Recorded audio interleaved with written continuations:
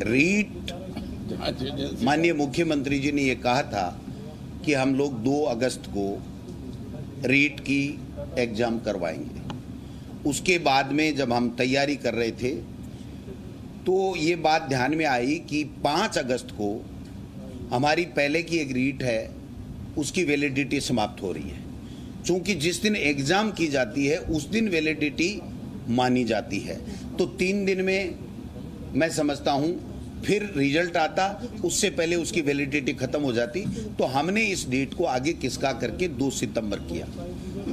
हमने जितनी मीटिंगें करनी थी कर ली, लेकिन इसमें जो इश्यू है, एक तो एनसीटी ने हमें एक गाइडलाइन दी है कि कॉमर्स के विद्यार्थियों को इसमें शामिल करना है। एक गाइडलाइन ये भी आई है कि जो बीएड के लोग हैं वो L1 में भी परीक्षा में भी शामिल हो सकते हैं। तो दूसरे इन चीज़ों के ऊपर हम लोग मीटिंग करके हमने तय किया है, उसके लिए हमें अमेंडमेंट करने पड़ेंगे। और वो अमेंडमेंट, चूंकि ये भर्ती पंचायती राज की भर्ती है, तो निश्चित रूप से पंचायती राज के साथ में बैठक करके इसके ऊपर निर्णय लिया जाता। उससे पहले ये कोरोना इस प्रकार से फैल गया कि हम लोग जब विद्यालय ही नहीं खोल पा रहे हैं तो बच्चों को किस प्रकार से हम लोग आगे बढ़ाएंगे।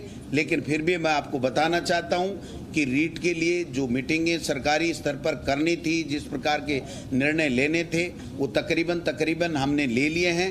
अब जो अमेंडमेंट का काम है, वो अमेंडमेंट का काम माननीय मुख्यमंत्री जी से जो अप्रूवल के बाद में उस अमेंडमेंट के लिए हमको आगे जाना है। और जो ही ये सारी प्रक्रिया पूरी हो जाएगी तो रीट की भर्ती के लिए ऐलान किया जाएगा और एग्जाम करा करके और नए शिक्षित बेरोजगारों को टीचर बनने का अवसर प्रदान हमारी सरकार के द्वारा किया जाएगा।